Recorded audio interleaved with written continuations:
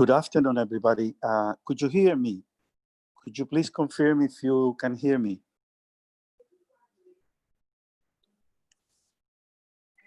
Yes, I can hear you.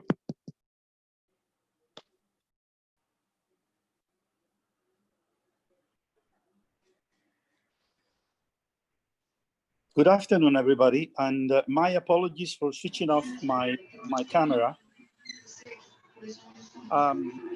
I have some technical problems now, and I have to switch off my camera, but I will be here. So, good afternoon again, and thanks for being here. This afternoon, we are going to talk about ethics and values in the English class.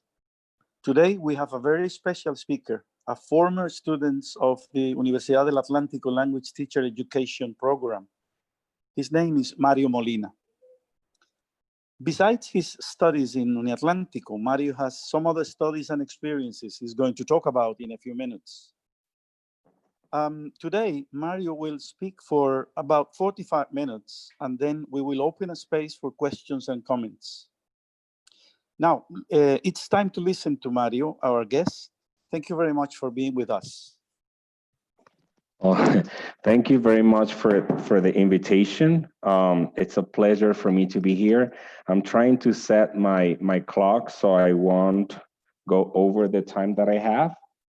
So give me just a second. I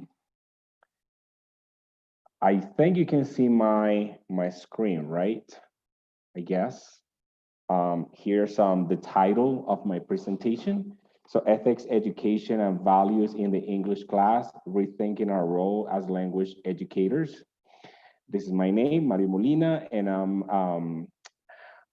I was part of the Licenciatura en Idiomas Extranjeros program from Universidad del Atlántico, so you can imagine how special it is for me to be here talking to you guys. It feels like home. I also hold a Master's of Arts in TESOL from Greensboro College. I worked in the United States for 5 years, where I was an ESL teacher, and I'm now doing my PhD in education at the Autonomous University of Barcelona. All right. So I would like to start by telling you a little bit about my background, so you know who's in front of you. All right. This is a picture of my neighborhood. Actually, the house that you see right at the corner, that's the house where I was born, all right? So I was born and raised in Barranquilla, where I lived until I was 25 years old. And then I went to the United States. So this is my neighborhood and my house specifically. This is my school, and I decided to put a picture of my school because the topic of my presentation today has to do with my education as a high school student at this institution. You can tell maybe that it's a religious school, so I had ethics education classes and religious education classes. Of course, today's talk is not about religious education. Yes, it's about ethics and values in the English class. But I would say that everything started here because, I had good teachers who were good role models for me, and you will never forget where you come from, right? And this is a picture of me when I was at the university. I know I look very different. I was actually 21 years old here. I was in sixth semester. I was full of dreams and expectations and goals and projects. And now I'm here. So for me, it's incredible, that I've been through so many different stages, and now I'm here talking to you. It's a pleasure and it's an honor. All right. So these are the objectives for today. We're going to reflect on our human condition. Okay. I want you to think that we are all humans. We cannot forget this basic condition that we have. We're also going to understand our role as educators, because I'm going to talk about ethics education. In my opinion, I think we're all responsible for teaching our students the role and the value of ethics in their lives. So It's part of our role. And finally, I'm going to share with you a few pedagogical strategies. Um, and I'll try to show you how to incorporate these practices specifically into your English lessons, okay? Miguel, mis audífonos. I think somebody has the microphone on. So, all right. So as I told you, my presentation has three different parts. And this is the first part, the reflection on our human condition. We're all humans. And I'm going to signal each part with a slide like this. So I'm going to have you think about a few situations, all right? You don't have to answer, of course, just think about it. So the question is, what would you do if a friend confesses that he or she cheated on a test? Would you tell the teacher? Would you keep your secret, your friend's secret, or would you tell someone else? I mean, yes, he's your friend, but he told you about it, and now you're part of it. So what would you do? The second thing I want you to think about is what would you do if you want to end a long-term relationship but don't want to hurt your partner? Would you just abandon him or her without saying anything? Or you would try to talk to him or her and open your heart and be honest? Um, I mean, yeah, you don't want to hurt his or her feelings, but you also have the right to be happy, right? So the third thing I want you to think about is what would you do if your parents want you to choose a career you're not interested in? Would you choose to register in the program you're interested in without telling your parents? Would you talk to them openly about your true interest? I know it's your life, but you don't also want to hurt your parents' feelings. So you have a big issue here, right? And finally, what would you do if the bank teller or the cashier at the local shop gives you extra change? Would you return the money? Would you keep it? I mean, having that extra money wouldn't hurt. It would help you have fun Saturday night at La Ocho or something like this. I don't know. Well, before the pandemic, you know. But also, this might mean that the cashier might get in big trouble and even lose his or her job, right? So these are all ethical issues, but how do you solve them? How do you solve these issues? Um,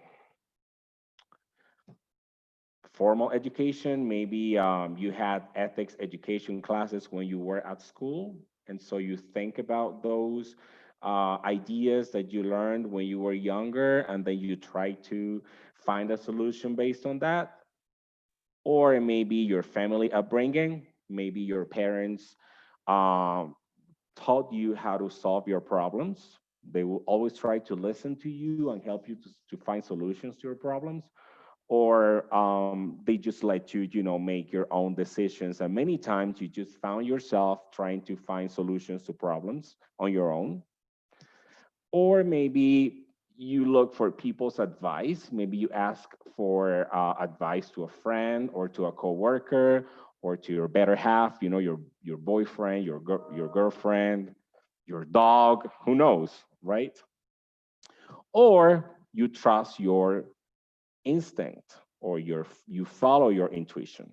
I mean, which of these aspects or factors do you consider when you try to solve an ethical issue?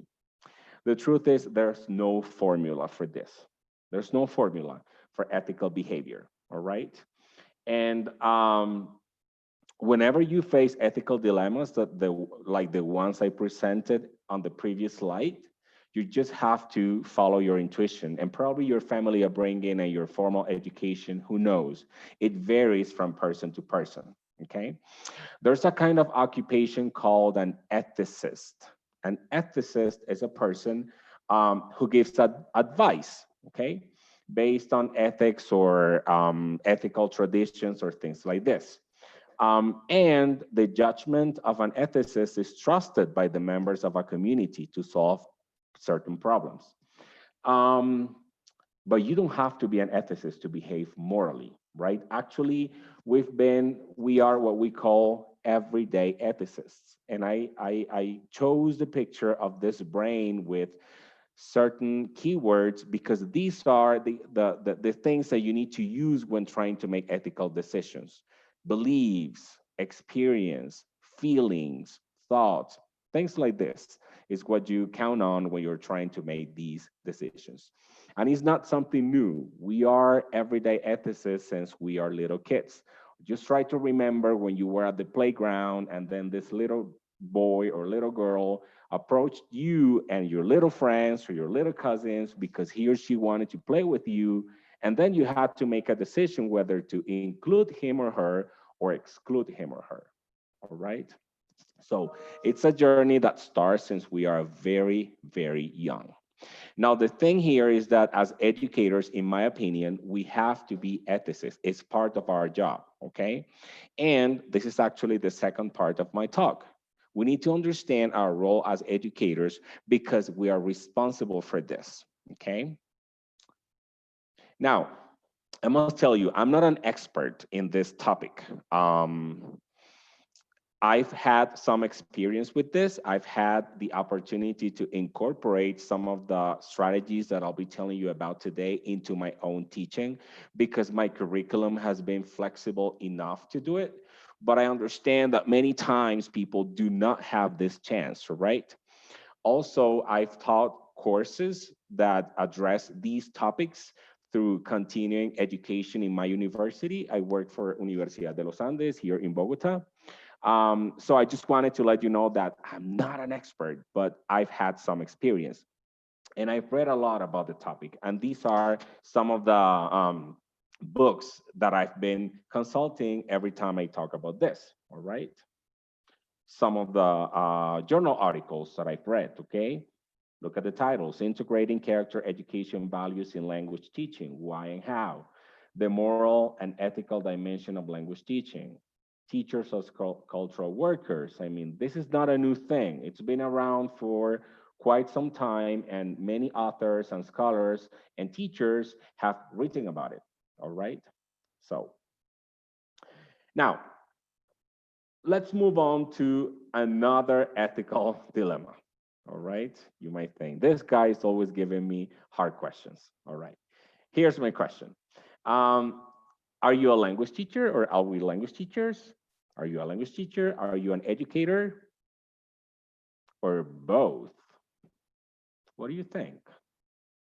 Well, in my opinion, I think we must be both. We must be language teachers and we must be educators, all right? And I have two reasons for this. The first reason is the following. Teaching is a human act, okay? And I'll tell you a little bit more about this later, okay?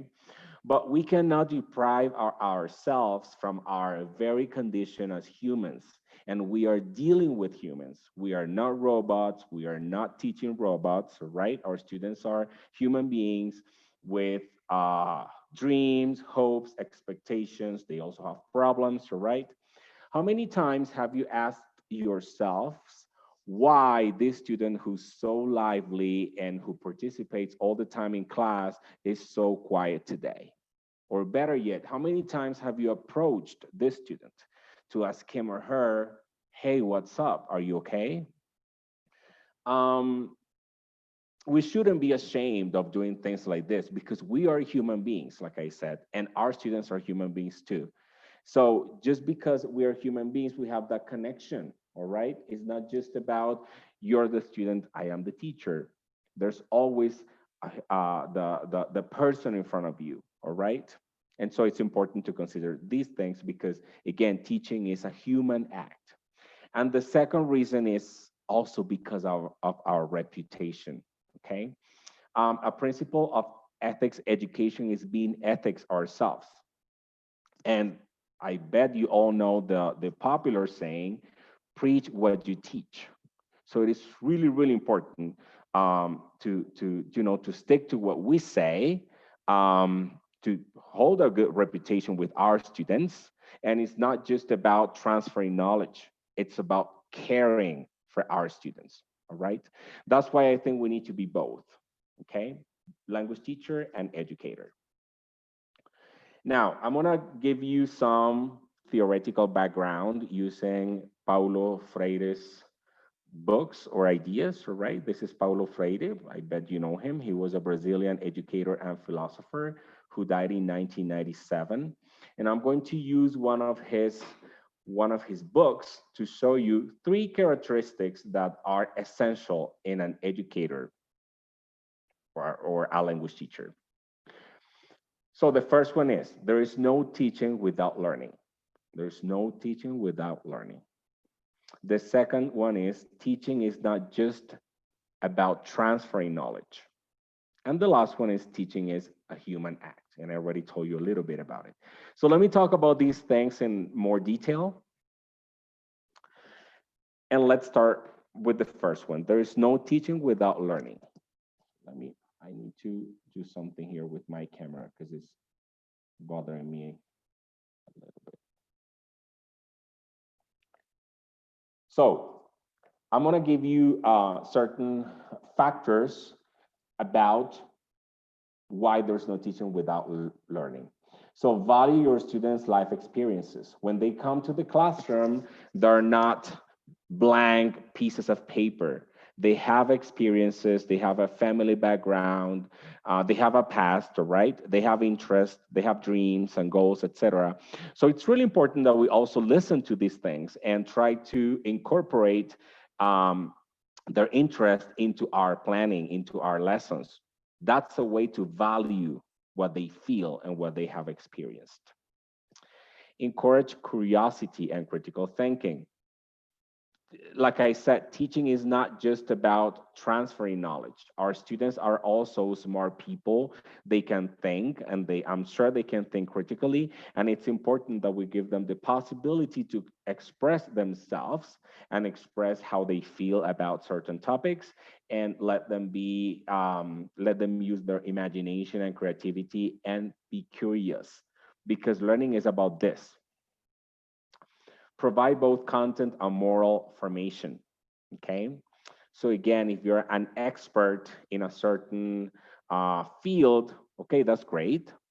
But some scholars, and I also share this opinion, believe that teaching goes way beyond that. It's not just about taking a textbook and then reciting the content of the textbook in front of a class.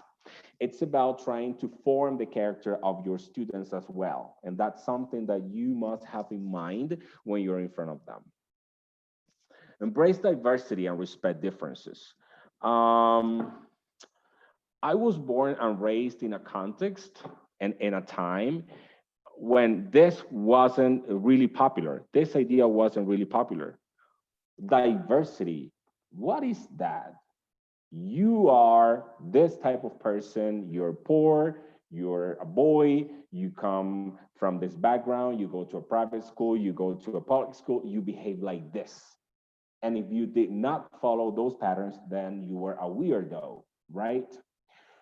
Fortunately, that's not the case anymore. I think we now have a different perspective about human behavior. So it's really important to understand that everybody's different and we must respect those differences. Reflect critically on your own practice. And I guess this is something that all teachers in the world do. At least I do it. Every time I finish a class, I reflect on the way I taught that class. The student who participated, the student who said the group of students who seem to be bored or who seem to be absent-minded or whatever, or maybe my tone or maybe my attitude, whatever, these reflections will help you improve and become a better teacher and thus a better educator, all right? The second thing, the second principle I told you about was teaching is not just transferring knowledge, okay? Ground your condition as unfinished being, and I love this concept because I remember when I was a teenager, all teenagers think that they have the worst life in the world. They think that they have the most problems, that they are the most unhappy person on the earth, etc. And I dreamt about growing up because I thought that once I was an adult, depression and problems would go away because I would be a perfect human being because I was an adult already, and adults don't suffer. They have everything under control. Well, guess what? No, that's not true, because we're always in a constant learning process. We are lifelong learners. So I love to think about myself as an unfinished being who's always learning from different things and different people. And our students are those kind of people who can also teach us different things, okay? Respect the autonomy of your students. Yes, we have a curriculum that we need to cover, but at the same time, we can give them some freedom to practice what they want or to explore what they like and things like this. Prove that learning is a creative adventure. Again, I know we are used to having a lesson plan, but that doesn't mean that the lesson plan is a straight jacket. You can be creative and maybe change your lesson plan in the middle of the class, and that's fine. I mean, as long as you are motivating your students and as long as you are using your creativity to make learning happen, then no problem. Share the joy and hope of teaching and learning. I've gotten comments from my students like, "Oh, teacher, you're always smiling. I love to come to your class because you have such a positive attitude." And I'm like, well, it's not like this all the time. It's not that my life is like this all the time, but I do have something, and is that whenever I start my class, it's like I forget about all of my problems, and I always try to be happy and share the happiness with my students, because the fact that they are learning makes me really, really happy. Balance authority and freedom in teaching. So it's not about becoming our students' best friends. No, it's not about that. I mean, we are still the teachers, and we have to respect or to follow a set of rules, and they also have to do the same. But that doesn't mean that you have to be an authoritarian person, because I don't think that works. You just need to balance, okay, both things, authority and freedom. And the last principle is teaching is a human act. However, the first thing we need to acknowledge is that education has a political nature. Education is a political process. We all know that education tries to form our characters and our personalities in a way, right? And this is seen in many different cases in the classroom. For example, I don't know, we have the honor roll for those students who do great on their classes and they get the best grade point average or GPA, and they get an award and they get a little diploma or certificate because they did fantastic. And it's like, okay, education is teaching us that we need to be competitive and that we need to be brilliant, etc. So if we want to get somewhere, we have to work really hard, right? Or maybe now we have privileges for minorities, for example. I mean, yeah, like if you come from, if you have an African background or indigenous background, or I don't know, things like this. So we do have to acknowledge and understand that these things exist. And it's probably our duty to respect these things and follow them. And if you ever want to criticize any of these behaviors, well, you gotta be careful, okay? Because every country has a school system with a set of rules that we teachers are supposed to follow. And if you ever decide to criticize or to challenge some of these beliefs, you have to be careful on how to do it, okay? But the first thing is recognize that these things exist. Connect your human and ethical conditions back to your human nature. We cannot forget that we are human beings, okay? Remember that right thinking is right doing. Remember what I told you. Preach what you teach. You have to do as you say, all right? For example, and this is a real example, I'm very strict with attendance and with punctuality. My punctuality policy is strict. It doesn't mean that if you arrive late once or twice, you will be in trouble. No. But if you systematically arrive late in my class, let's say, I don't know, 20 minutes, 30 minutes, twice or three times a week, well, to me, that's a problem. okay? So I'll talk to you and I'll tell you, hey, you're violating my rule, blah, blah, blah, you know. But the first thing I do is I'm punctual myself. I'm never late into my class. I'm always there on time or a few minutes earlier because I have to show them that what I'm saying is what I'm doing, okay? Be an active listener and care for your students. Try to always listen to them. It's really important. And in that way, you're showing them that you care about them, all right? So these are some of the principles of an educator, in my opinion, and from other scholars' perspectives, it doesn't matter the content that you teach. We are educators. We are working with human beings. We are forming students, all right? And although I know the word form has certain implications, like when you form an object or like when you form clay, and that has to do with the political nature of education, but that's all right. In Spanish, is a very common word, right? We say formar, formar estudiantes, formar docentes, etc. So anyway, it's really, really important to go beyond teaching your content and paying attention to these things, okay, to these principles that must be part of our teacher's job. And these are the indispensable qualities of a progressive teacher, according to Freire. First one is humility. So know your limitations. It's not that that we know everything, that you know that we are walking dictionaries in the case of language teachers, right? Because we always want to have an answer for everything, or walking encyclopedias. No. I mean, we need to recognize and know our own limitations, okay? Lovingness, be loving to your students and to your teaching as well, all right?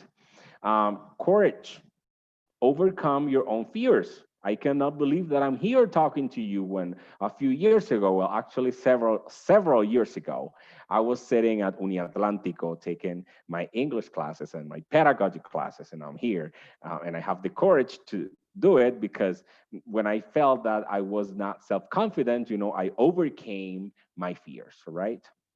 Tolerance, respect differences, yes, but you don't have to put up with everything that you see. You don't have to accept everything you see. It's not about that, but yes, we must try to respect differences and celebrate diversity.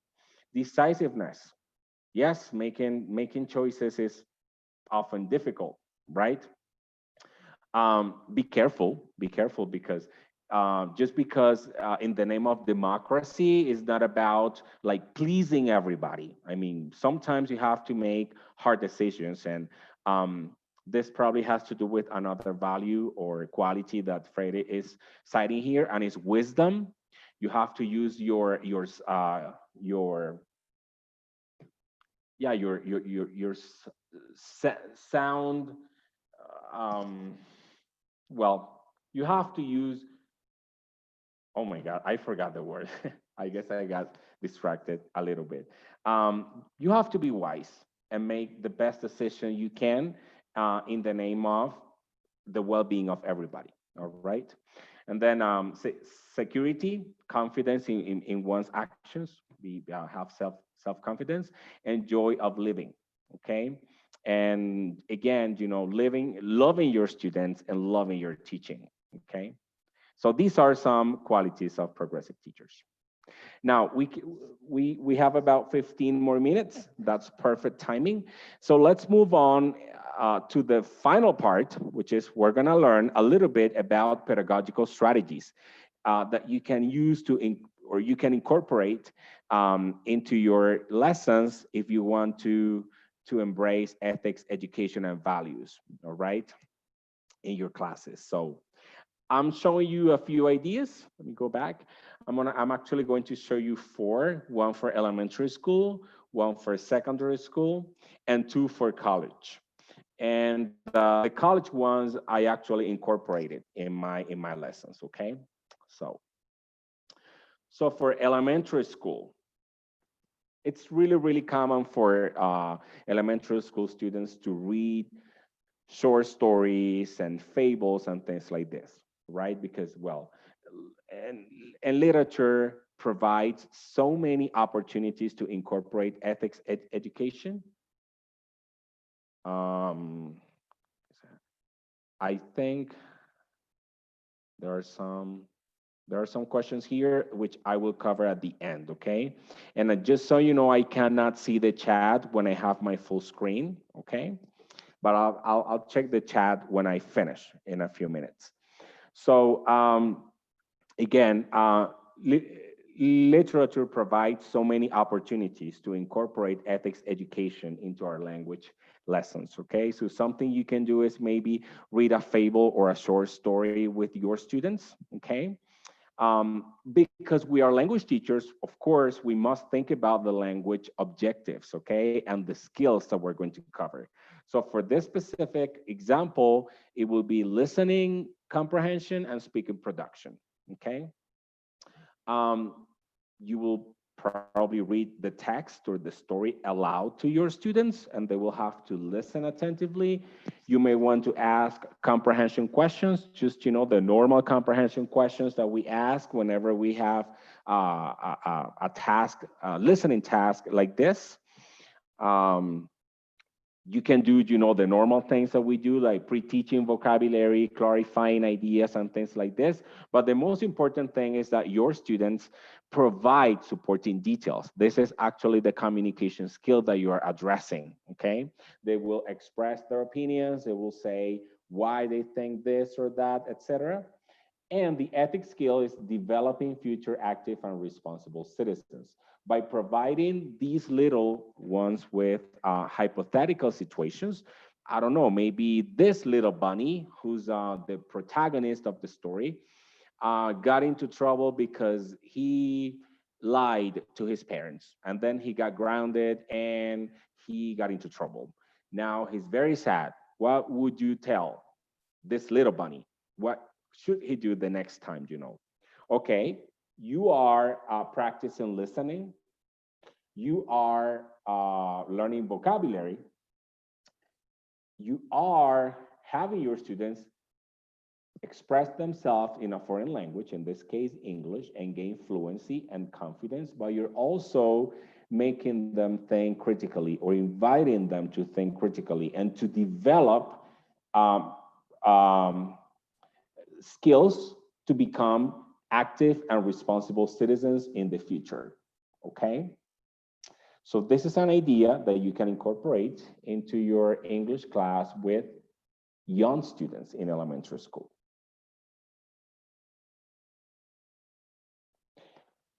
For secondary school,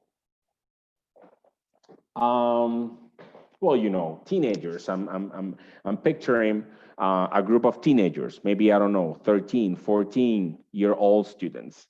They love to talk about controversial issues, and this has always been like this. I remember when I was in high school 20 years ago, and euthanasia was a trendy topic or a heated topic, a very controversial topic at the time. And we had debates about it, not in English, in Spanish, in our ethics education classes. And I think, okay, why not doing it in the English class? You know, I understand that students maybe do not have the vocabulary or the level, but you know, there are certain strategies that you can use to scaffold the students' production, give them some tools for them, you know, maybe a glossary of terms that they can use, not just glossary for content words, but also for like to provide their opinions or things like this. And I'll actually show you an example later. But what matters here is the topic. You know, you want your students to be engaged and motivated. And talking about controversial issues is something that most teenagers like a lot. What are some possible topics? I don't know, maybe animal testing or abortion, you know, things like this, okay? Now, for this particular activity, you will be addressing reading and writing, okay? And so what you can do is you can choose a couple of articles which talk about the topic. Maybe one is in favor of the topic and the other one is against the topic, all right? And you have the students read it.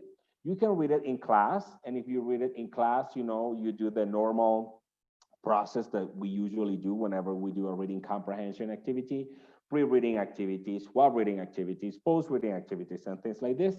And then, or you can also assign it for homework. You know, now we are talking about the flipped classroom in which the students read before and they come prepared to the class, etc. I mean, you can do it however you want. You just need to be very careful about the topic that you choose, something that is relevant to the students' lives and context.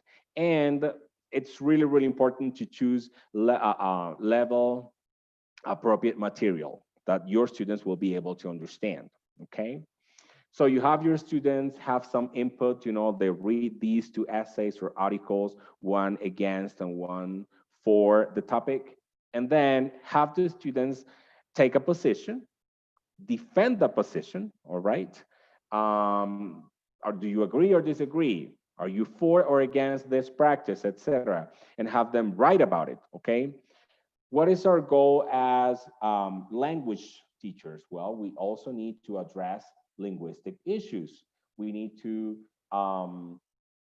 correct grammar mistakes or punctuation mistakes, give students advice about organization. Maybe the organization of the paragraph is an issue, etc. But you're supposed to cover these things before because these are part of your curriculum, all right? What's new here is the topic and the way you approach it. Why? Because a second goal besides learning the language will be having your students improve their ethical skills and strengthen their ethical sensitivity, awareness, and judgment. Many times these students will be in big trouble if they don't know how to react if they have a problem. And maybe these practices can help them a little bit, you know, to raise that awareness. And better yet, you're not just teaching them that ethical part, but also the language, all right? And finally, is the college. So the topic is values, and I'm going to show you a couple of examples which I used in my lessons. Like I said, I was lucky enough to incorporate these things into my syllabus or my program because I have a lot of flexibility, so I could do it. So the language skill here is speaking. Communication skills is expressing opinions and points of view. And ethics skills, learning about the importance of courage and freedom. These are the two values or two of the values that I worked with in my English class. This was last year with a small group of students from our Lenguas y Cultura program, all right? They were about B1 plus level, so they could already express themselves in English. And so I thought it was a great opportunity to go beyond just teaching, okay? So this is the first example. It's about courage. So the way I started was I always talked about the word, you know, like from a linguistic perspective. So it's like, okay, what kind of word is this? Is it a noun? Yes, it's a noun. And it means a quality of spirit that enables you to face danger or pain without showing fear, okay? How do you say this word in Spanish? Oh, valentía, whatever, you know. And then, okay, what are some related words? I always used this as an opportunity to increase vocabulary. So if courage is the noun, then what is the adjective? Oh, courageous. Yes, courageous. You just need to drop that E at the end and add the suffix OUS, which remember, we talked about this. This suffix is typical for adjectives and blah, blah, blah. You know, those things that you do in the language class, right? And you are enhancing the students' linguistic skills at the same time. Then in order to enhance their critical thinking and provoke their thoughts a little bit, I present them with some quotations, right? Or quotes. You know, it's like the first one, for example. Courage doesn't mean you don't get afraid. Courage means you don't let fear stop you. The second one, it takes courage to grow up and become who you really are. And the last one, courage is the commitment to begin without any guarantee of success. And we have so much fun reading these these quotes with my students, and I asked them to read them aloud. And they ask questions like, "Teacher, what is commitment?" Or "How do you pronounce this word, guarantee? How do you say that?" And like we spend a few minutes talking about those language-related matters, and then I walk them to the task, the productive task. So I present them with some questions. Integrity is being true to your values. Why does it sometimes take courage to have integrity? Integrity was also one of the values that we covered before. So we had already talked about it. So it was quite interesting to go back to one of the values that we had discussed in class. To be brave, sometimes we have to put aside our fear. Why do you think we have fears? Is courage the same thing as fearlessness? Why or why not? And then the last question, complete the following analogy, as courageous as, and explain your analogy. So what I did was I asked, this was a small class, I asked the students to choose one of the questions, like the first three, they had to choose just one. And then the last one, they had to answer. Everybody had to answer it, okay? And I gave them some minutes to prepare, maybe 1 minute to prepare and take notes, in a piece of paper. And then, okay, volunteers, who wants to start? Okay, I think that to be brave, yes, we have to put aside our fear, etc. And they participated. And then they completed the analogy, and that was so much fun. Because they came up with these special comparisons that I was like, man, like these students are so creative. And it's really important to value them as people, and not to laugh at what they say and listen to what they are saying. And many times I ended up knowing my students, not just as students, but as human beings, as people. And that explains so many things that I couldn't see from a test, for example, or from a project. With these discussions, I learned I could understand my students' lives a little bit more. This is the second example, and the value was freedom. Again, I started with the definition, what is freedom? And we read it, and and what is the adjectives? Okay, free. And what is the verb? Oh my God, liberar. How do you say that? Oh, it's free as well, like Free Willy. But they're too young to know about this movie, probably. So, anyway, that's the way I started because it's a language class, so I need to address language issues, and then some questions, some provoking questions. What sort of things meant freedom to you when you were a child? As a young undergraduate student, what sort of things are freedom to you? So they have to compare. Okay, when I was a child, I had this. Now I have this. Okay. And then they had to answer these two questions in small groups. Okay, so they interacted, and I would just like pass by and listen to them. And if they made a mistake or something, I would try to correct it if it was something major, or I was available if they had any questions about vocabulary, etc. Then after that, uh, that's number three. Individually read the lyrics of the song "Freedom" by Pharrell Williams. Analyze the underlying ideas. So what do you think these words mean? In your opinion, what message do they actually carry? So we were kind of talking about figurative language here, or reading between the lines, okay, to spark critical thinking. Brainstorming the paper, write keywords only, be ready to share your ideas. Express your ideas, listen to your classmates' ideas, say whether you agree or disagree with them. So there's a lot of interaction here, but there's also time for them to prepare. I always give them time to prepare what they're gonna say. This is a screenshot of the lyrics of the song, and I'm going to use this, for example, here. Um, Cheetahs need to eat, run antelope. So what does that mean? What does it mean? Who are the cheetahs? Who are the antelopes? Oh, the cheetahs is the society that always trying to criticize and to destroy people. And we are the antelopes. We need to be brave. And maybe running doesn't mean like hiding from problems or concealing your feelings. It means being brave, and and preserve your life and your reputation and things like this, all right? So we analyzed the lyrics of the song, okay? And then after that, well, these are like some things that they were supposed to use, like some expressions that we had covered before in class, and they had to incorporate these into their speech, all right?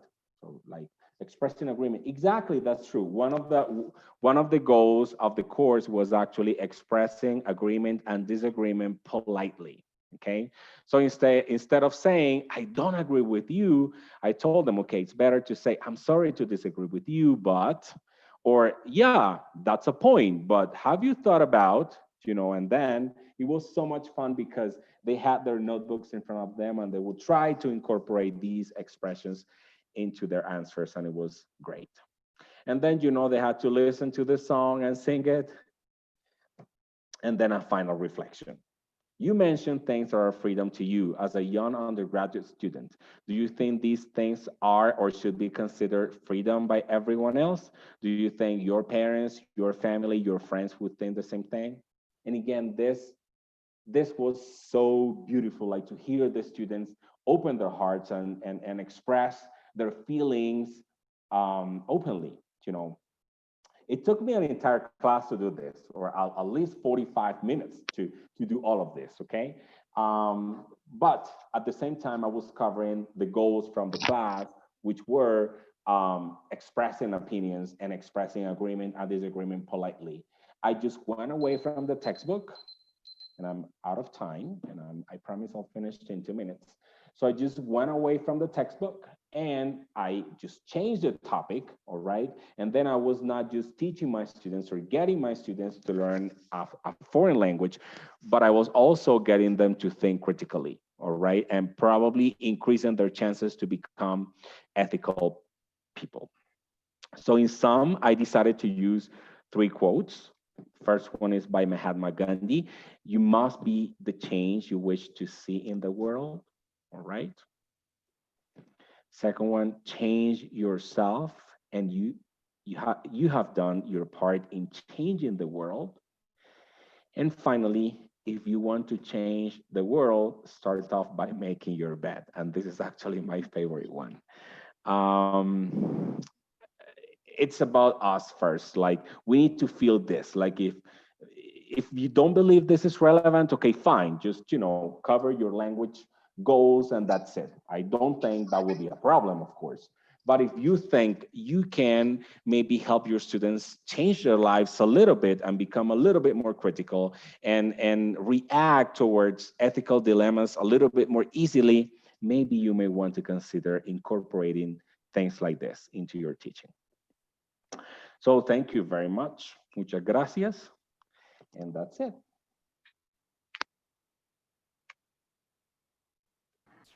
We have a few minutes for questions. Thank you very much, Mario. And as we said before, our methodology is you speak, the speaker speaks, for about 45 minutes, and then the audience formulates questions. You said at the beginning that you had some questions already in your chat.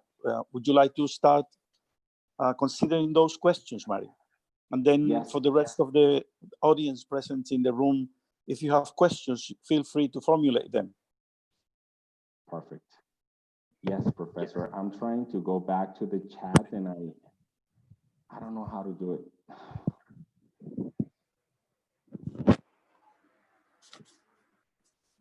Hold on. Puedo hablar, pero yo hablo en español. Sí, dale. Claro que sí. Por supuesto, profesora. Estoy feliz de verte, Mario. Eres uno de mis orgullos. Y me complace no mucho. te veo, profe. No te veo. No, porque es que no me gusta mostrarme, pero bueno, ¿cómo se hace para mostrarse? Pero ¿cuál es tu nombre? Es que no... Otilia, la profesora Otilia. Profe, ¿cómo está? Entonces, cuando supe que iba a dar la charla, dije, no, yo no me la puedo perder. Fue uno de mis estudiantes maravillosos y mire que aquí está. Me alegro mucho verte y que estés en esto, en lo que estás. Gracias, profe. No, muchísimas gracias a usted. Me encontré con el profesor Alfonso en París, pero luego hablamos. Listo, listo. Chao. Chao, gracias, profe. Muchas gracias a la profesora María Otilia por acompañarnos, qué alegría, y por dejarse ver también con su voz. Mario, adelante. Profe, estoy teniendo problemas. Yo no sé si de pronto alguien me ayuda con iniciar un nuevo chat. All right, I have some questions here that were sent to the chat. Okay. The first one is, Ya. is there a cultural component in our ethical or non-so-ethical behavior? Somebody wants to know if there is a cultural component. A cultural component. Well, I think if I understand the question correctly, I think that is true. I think we must always consider, of course, the culture where we are operating, because what means courage here in Colombia, I'm sure will not be the same in Syria, for example, or in Egypt. It will be different. So for sure, I think the culture of the country, of the context, will shape what we think and the way we approach that in our lesson. So yes. Another question I have here in the chat is, do you think there is a values crisis nowadays? And what is the role of the teachers in this crisis? Wow, that's a difficult question, because in my opinion, I think it's not something that we have only now. This crisis has been around for many years. The thing is that it's been evolving, it's been different throughout the years. The problems we had back in the 1990s when I was a teenager were not the same problems that we have now, because we didn't have technology at the time, or technology was not that popular at the time. So we only existed to our little worlds, the school, the neighborhood, and our families, and that's it. We didn't have to take selfies and then show ourselves to the world. So we didn't have that problem, but we had other problems. So I think we've always had this, in my opinion, that's my opinion. But we must always rethink ourselves, and that's the 2020 word, reinventarse, and try to face these issues, no matter what time it is. Okay. Right. Another question is, a teacher wants to know if you have any suggestions for intercultural classes, especially when the teacher is a foreigner in the classroom. Yeah, I think especially for foreigners, I'm going to focus on that. And when we say foreigner, it's not just about a person who comes from a different country. It can even be a person who comes from the same country, but from a different region or city. Like in my case, for example, I remember when I went from Barranquilla to the United States, and all of a sudden I became Mr. Molina. Okay, that's fine, Mr. Molina. Nobody had ever called me that. But then when I came to Bogota, and my students started to call me by my first name, and they started to say tú instead of usted. That was a culture shock for me. I remember at the beginning was difficult, even though I was a very young teacher, but at the same time, I wasn't used to having that, because that was not the way I was taught.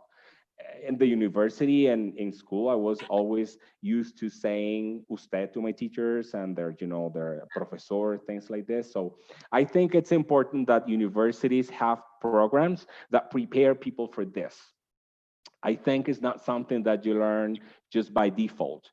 I think it's something that you must be prepared for. And in my opinion, universities must provide those tools, maybe workshops or, some kind of preparation that teachers can have before they start to work in this context, especially if they are outsiders. Now, if you don't have that, it'll be a little bit more difficult. Not impossible, it will be a little bit more difficult. In my opinion, I think you need to be always open and respect differences and celebrate diversity, because you are not in the context you've always been in, and you just have to be open to learn different things. So openness, Thanks very much, Mario. Another question is, how do you promote peace in the classroom? How do you promote What? Peace in the classroom. Peace. Peace, huh? Wow. Okay. Yeah. Okay, I'm gonna tell you a story that happened in my university maybe last year. Two students with very different backgrounds and very different opinions and ways of thinking converge in the same classroom, a male and a female. And it looks like every class they had a lot of um, like like opposing points of view, and they openly expressed those points of views and disagreements towards each other's in the class or towards each other in the class. And it looks like the situation went out of control, and the female student ended up writing an article. But by now, like if you read the article, you must know what I'm talking about. She wrote an article which was read by hundreds of people. It was published somewhere online, and this became a problem. Both students were like they have to go through a disciplinary process in the university because things weren't out of control. The female student was accusing the male student of being a male chauvinist and whatever, and the male student would be very rude to her, etc. And I was like, but what happened to the where was a professor? I mean, how come this got to this point? Like it went out of control. This female student was very offended and she ended up writing this, and now we have a disciplinary process in the university, and both students are in trouble now. And then I think the professor got in trouble too. He probably just said, all right, no, that's not my job, that's not my business, whatever. But I do think we must try to control those things. So whenever things like this happen, it's our job and our responsibility and our duty to be mediators. We must be mediators in some way. So what I would do is I would try to calm down a little bit the situation, and then maybe try to talk to them separately. Or if there's a chance, I can put the two students together and try to talk to them and help them to understand that maybe my class is not the place to be rude towards each other and things like this. I think that would be a way to promote peace, like having people talk about, discuss these things, and having different points of view. It's unavoidable, it's inevitable, that's not in question, right? But respecting each other's, that's a must. So we must try to do it, and sometimes the students need some guidance, and I think that's when the teacher should step in the situation and try to be a mediator to promote peace. All right, thank you. You talk about respect you mentioned the expression respect for the authority for the autonomy of our students. The question is, how harmful could authoritarianism be for the learner's education process? Because you talk about an authoritarian teacher. So how harmful could it be for the education of our students? So I don't know. In my opinion, being authoritarian will never lead to positive results. It may do so at the beginning because students feel repressed and oppressed, but an oppressed student will always take advantage of the smallest opportunity to do his or her will. I mean, they will always try to do whatever they want when the teacher is not looking at them, all right? So I don't think it's positive. I don't think you need to be authoritarian so that your students respect you. I think just by showing them your rules the very first day of class, and then throughout the process, reminding them, for example, in my class, you must come to class, be punctual, etc. And I think if you remind the students constantly that those things are important for their learning process, because if they don't follow those rules, it will be more difficult for them to achieve the goals of the class. I think you're doing a great job. I think it's more important to be dialogical. Always use dialogue, all right? Talk to your students openly. If a student is getting late to class every day, back to my example, okay, first talk to him. What's happening? Are you having trouble? I don't know, tell me. I mean, I need to know so I can understand what's going on. But I think talking will be much better than using authoritarianism. That's my opinion. All right. Another question has to do with the context of elementary and middle school, Mario. And the teacher wants to know, the person wants to know, how beneficial could it be to involve parents in the discussions with the students when we are teaching values or addressing values in class? How beneficial could it be to involve parents in that discussion? I think that would be ideal, Professor, especially because, yeah, I mean, forming or educating our students, it's a two-way thing. It's not just the education that they receive in the school, but also at home. And I'm going to give you another example, which is not very, very nice, but yeah, it's a reality. The child of divorced parents, okay? A child whose parents are divorced has to see some sort of coherence in the way his or her mother or his or her father behaves and treats him or her, whatever, you know. There needs to be a sort of dialogue between those two people who are adults, the two parents, the mother and the father, so they can educate their child in the best way possible, okay? Even though they're not living together, but they have something in common, something or someone who's very important. And they must come to an agreement. I think the same thing works in a school parent situation. We must come to an agreement. Of course, it's more difficult because every house has different rules, etc. But there are certain things that if there's a problem, then we need to get the parents involved. For example, a group of students is not doing well in mathematics because they are playing video games all the time or they're on Facebook all the time. Okay, why don't we prepare a talk for the parents?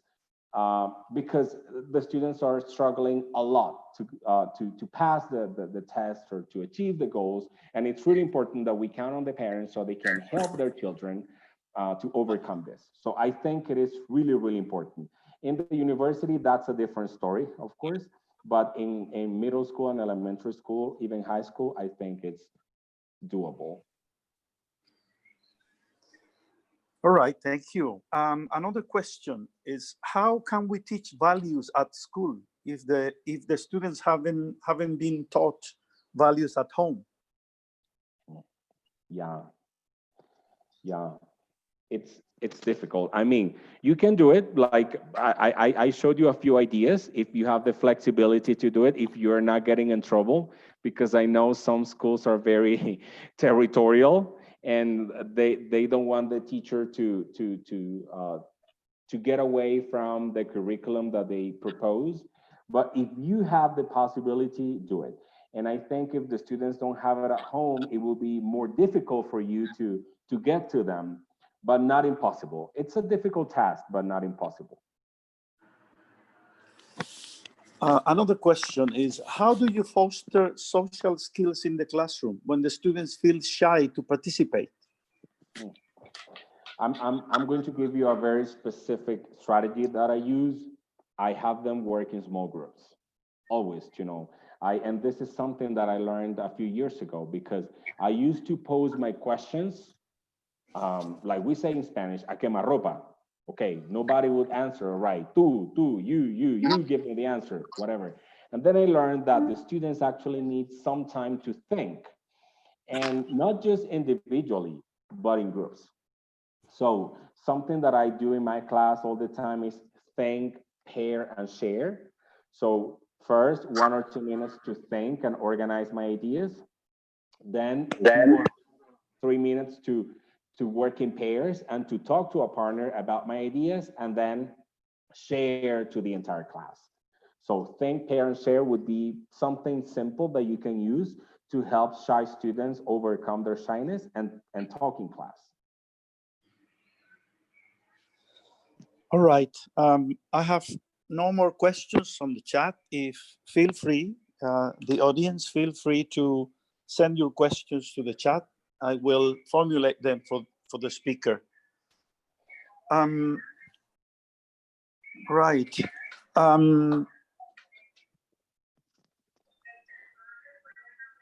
Mario, I would like to take this wonderful opportunity. We have in the audience, we have teachers, probably some of you teachers, like Professora Mariotilia and some others. And also we have students and probably some of your classmates. I would like to ask you a question, but I want to be a little bit of transgressive in changing the language. Yes. And I would like to ask you in Spanish, since we are about to close this interesting discussion. Mario, teniéndote allí en esta oportunidad y teniendo un grupo tan interesante en la audiencia, siendo tú egresado del programa, no me puedo perder esta oportunidad para preguntarte o para pedirte que nos cuentes, con la experiencia que has tenido en Colombia y en el exterior, has abierto caminos por otros lados. ¿Cuál ha sido la importancia o el impacto que ha tenido el programa de licenciatura de nuestra universidad, donde tú empezaste tus primeros años como profesional, como estudiante, perdón, de lenguas y formándote profesionalmente? ¿Cuál ha sido ese impacto que ha tenido el programa en tu vida personal y profesional? Vale, profesor, muchas gracias por esa pregunta. Bueno, no tuve el tiempo de decirles y antes de que se me olvide, escogí esta parte de mi apartamento porque si se dan cuenta allá atrás, tengo una parte de mi origen, pues soy barranquillero. Ese cuadro lo pintó mi hermana que es artista y me lo regaló hace muchos años y lo he llevado a donde voy. Y esto ha sido parte esencial de mi vida, digamos, mi paso por la universidad, porque me cambió mi vida para siempre, digamos. Yo era un muchacho bastante tímido. De hecho, muchas de las cosas que yo les he dicho hoy y que yo utilizo en mis clases, en realidad me estoy imaginando yo cómo era yo. Cuando muchas veces tengo que imaginarme el peor de los escenarios, a veces pienso en mí. Y si hay profesores aquí, obviamente como la profesora Otilia, pues pronto recordarán, yo no era el estudiante que más participaba, ni era, sí, el estudiante que más estaba allí como que en la clase participando y dando mi opinión acerca de cosas. Y yo creo que el paso por la universidad me sirvió a mí muchísimo, porque yo cambié mucho a través de los semestres, pues venía de una etapa de colegio en la que no me motivaron a hablar, digamos, y yo siempre era como muy tímido, casi no hablaba. En la universidad en los primeros semestres fui igual, pero luego me fui como ganando esa confianza, ¿no? A medida que me fui dando cuenta que yo tenía mucho potencial y que yo podía hacer muchas cosas importantes e interesantes, empecé a ganar mucha confianza en mí y eso empezó a transformarme como persona. Entonces ese paso por la universidad no solo me permitió empezar una carrera profesional, sino que me permitió también empezar a crecer como ser humano. Y eso fue determinante para mi vida, ha sido determinante para mi vida. Yo terminé la universidad, pues yo terminé académicamente en el año 2006 y en el 2007 me gradué y en el 2008, o sea, apenas un año después de haberme graduado, ya tenía un trabajo en los Estados Unidos. Entonces me fui a los Estados Unidos muy joven, tenía 25 años, a hacer realidad muchos sueños que tenía desde que estaba en la licenciatura. O sea, todos esos sueños que yo tenía en la licenciatura los empecé a materializar afortunadamente muy rápido. Y allá trabajé y allá gané mucha experiencia, allá estudié también. Y luego, gracias a esa experiencia que yo tuve allá, y pues al haber tenido esa experiencia académica, no solamente experiencia de trabajo, sino esa experiencia académica que hice mi maestría allá, al yo regresar a Colombia, que era lo que yo quería, no quería quedarme en Estados Unidos, sino regresar aquí, en ese momento, pues eso me sirvió muchísimo. Entonces, digamos, ese paso por la licenciatura que me preparó, me dio unas bases pedagógicas muy fuertes, unas bases de didáctica muy fuertes, unas bases de lengua también que me permitieron, con una entrevista ganar un trabajo en los Estados Unidos, porque ese fue el inglés que yo había aprendido en la universidad. Pues yo no me fui por el lado del francés, pero pues obviamente también terminé con un francés bastante fuerte. Pero nada, o sea, con mi inglés de la universidad, pues me dieron un trabajo como profesor de inglés como segunda lengua en los Estados Unidos, y fue lo que hice por 5 años. Y gracias a esa experiencia que empezó desde la universidad, cuando yo me vine para Colombia, pude encontrar trabajo en una universidad prestigiosa aquí en la ciudad de Bogotá. Entonces, digamos que toda esa formación que yo tuve desde la licenciatura me sirvió para mi vida profesional y para mi vida como ser humano, como persona, y pues aquí estoy, ¿no? Ya van que 14 años, 13 años, no sé, que terminé, que me gradué, y después de allí lo que he cosechado son muchos éxitos, afortunadamente, y nada, pues estoy muy feliz de tener toda esta experiencia. Profe, los dos profes, el profe Orán y Mario. Bueno, la verdad es que cuando yo vi que Mario iba a hacer esta presentación, pues me vino a mi mente lo que dicen en inglés memories y en souvenir, porque yo fui tu asesora de tesis de pregrado.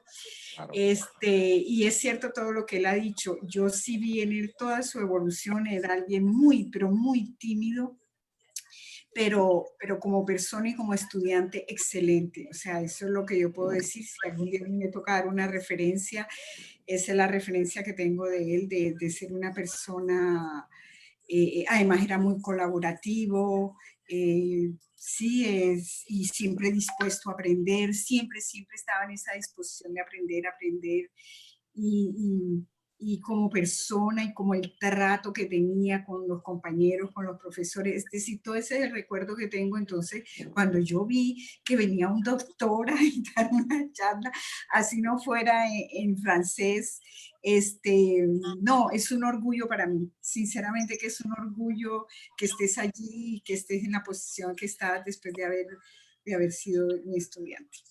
Eso es lo Gracias, que profe. Muchísimas gracias. Es inevitable pensar en todos esos años de la universidad y de lo importante que usted y otras profesoras de francés fueron para mí y para todos mis compañeros. Una inspiración que todavía llevamos en nuestro día a día, en nuestro corazón y en nuestra práctica docente, y fue un acompañamiento maravilloso. Así que muchas gracias por sus palabras. Mario, tú hiciste un magíster en TESOL. Yo te quiero preguntar si tú sientes que el currículo de la licenciatura tiene esa visión internacional que te permitió, por ejemplo, estar en una maestría con otros estudiantes y no sentirte en desventaja, o por el contrario, no tenemos ese componente internacional, esa visión, esa formación que te pudo haber servido en los Estados Unidos, pero por no tenerla, tú te sentiste en desventaja con los otros estudiantes que estaban contigo en la maestría. Cuéntanos un poco cómo te sentías allí con tu preparación, habiendo salido tan joven y con solo la preparación del programa. Sí, bueno, profe, yo creo que ahí hubo varias cosas, o sea, tanto cuestiones, ahora pues hoy en día que estamos hablando un poco más de internacionalización, en esa época creo que no era, apenas era una cosa que empezaba por Europa, por allá a principios de los años 2000, mediados de los años 2000, que fue la época que yo estuve en la Universidad del Atlántico. Pues hay muchas cosas que yo, mirando lo que pasaba en esa época en la licenciatura y en mi entorno universitario, que se podrían entender como lo que hoy en día yo he aprendido en la literatura como internacionalización en casa. Voy a dar un par de ejemplos, uno oficial o formal y otro un poco más informal, ¿no? Entonces, digamos, u otros más informales. Por ejemplo, el hecho de tener materias en la carrera que fueran de cultura, o sea, lengua y cultura anglófona, lengua y cultura francófona. En ese tiempo, y espero no estarme equivocando, pero digamos, es como la percepción que yo tengo, también la visión de cultura era un poco diferente, ¿no? O sea, pues, por ejemplo, en las clases de francés era pues la típica cultura parisina, con el francés típico, cómo se viste y cómo habla y este tipo de cosas. Y había como unos modelos como bien determinados que de una u otra forma nos servían porque, no, digamos, no salíamos del país y era una forma de conocer un estereotipo, por decirlo así, de lo que pasaba en estos países que para nosotros era un sueño. Éramos muchachos que no teníamos los recursos para viajar en ese momento y era una aproximación bastante cercana, digamos, de lo que era la cultura, aunque hoy en día sabemos que la cultura es mucho más que eso, ¿no? Entonces, pero digamos, había esfuerzos en el programa de mostrarnos a nosotros que había diversidad cultural, ¿sí? Sobre todo en una ciudad como Barranquilla, que pues ahora está mucho más abierta al mundo, pero hablando del año 2001, 2002, 2003, que cuando yo estuve en la universidad, en los años de mi paso por la universidad, pues ciertamente era una sociedad mucho más cerrada, ¿no? Entonces en el currículo, pues en el programa había estas materias que nos daban esa oportunidad. Y de pronto de una manera un poco más informal, yo creo, profe, que en la universidad siempre hubo muchos esfuerzos y aquí voy a resaltar mucho la labor del área de francés, de la profesora Otilia, de la profesora Neira, la profesora Elizabeth y de todo el equipo cuando, por ejemplo, hacíamos la cuestión de la francofonía. Esos festivales de la francofonía están en mis mejores recuerdos. O sea, lástima que en esa época los celulares no eran tan populares, los celulares con cámara, porque casi los recuerdos están en la memoria, digamos, de pronto por ahí algún compañero saca una foto de un chat de grupo que tenemos, un grupo de la U, y mandan una foto y uno se ríe porque pues cómo se veía uno en esa época, pero había un esfuerzo también por, a través de estas actividades extracurriculares, mostrarnos que la cultura no era solamente lo que nosotros vivíamos en Barranquilla, que había una cultura mucho más allá, y a través de estos eventos como la francofonía, por ejemplo, o los semilleros de investigación, del cual fui miembro de Zapidex por un tiempo considerable de mi carrera.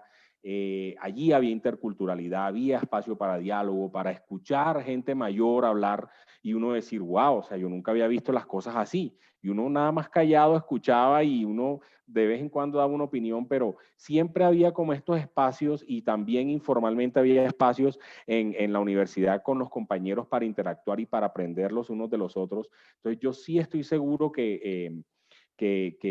que el programa nos dio esas herramientas en medio de cualquier limitación que podía haber en una universidad pública, una ciudad como Barranquilla. Siempre hubo esfuerzos por darnos estos espacios y de verdad que como para terminar esta parte, lo digo y es una cosa muy personal, el colegio no fue algo que disfruté tanto como lo fue la universidad.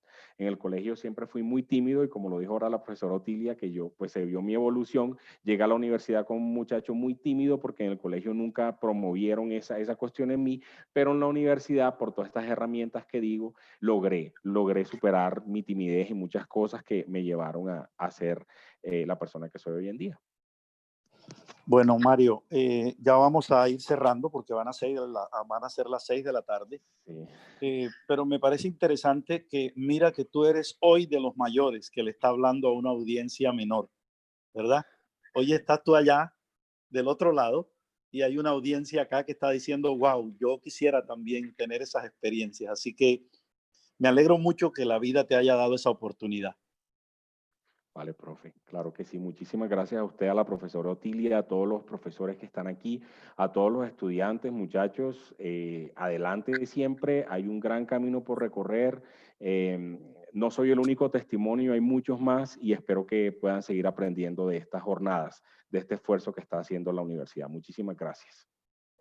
Bueno, este es nuestro segundo espacio que organizamos desde el programa. El primer espacio fue hace unas 3 semanas que hablamos de interculturalidad. Ahora tuvimos también un egresado de la universidad, un egresado de nuestro programa y tuvimos una conversación bien interesante también. Hoy nos ha acompañado Mario y tuvimos como dos momentos, el momento técnico más serio, más académico de la clase, pero luego volteamos un poco eso hacia el lado más humano. Y es lo que queremos manejar un formato, ahora que estamos un poco en aislamiento forzoso, manejar un formato informal, si vale la palabra. Informal en el sentido en que podemos hablar varias lenguas, podemos intercambiar conocimientos y experiencias en varias lenguas, pero también podemos hablar de lo personal, de lo humano, pero también de lo profesional. Así que nuestros agradecimientos para Mario por haber compartido su conocimiento y su experiencia en este tema tan relevante, pero también tan delicado. Y por él me dijo, cuando yo lo contacté, me dijo, profe, me gustaría devolverle un poquito de lo mucho que la universidad me dio, y esta es una oportunidad que yo quiero aprovechar para hacerlo. Así que, Mario, muchísimas gracias, y también gracias a nuestra audiencia de profesores, alumnos, egresados, por estar con nosotros. En 15 días estaremos enviando un nuevo link. Probablemente en unos 12 días estaremos enviando la publicidad, o en 10 días estaremos enviando la publicidad de la nueva conversación, porque se dan cuenta ustedes que no son conferencias, son conversaciones. Y vamos a hablar de otro tema. Puede ser en español, puede ser en inglés, podemos mezclar con francés o con alemán, como ustedes quieran, dependiendo de cómo nos sintamos más cómodos. Así que, Mario, mil gracias de nuevo por tu aporte, y mil gracias a toda la audiencia. Nos estaremos viendo en una próxima ocasión. A los profesores, muchísimas gracias por el apoyo. A los estudiantes, gracias por estar aquí. Y continuamos proyectando nuestro programa como lo hemos venido haciendo.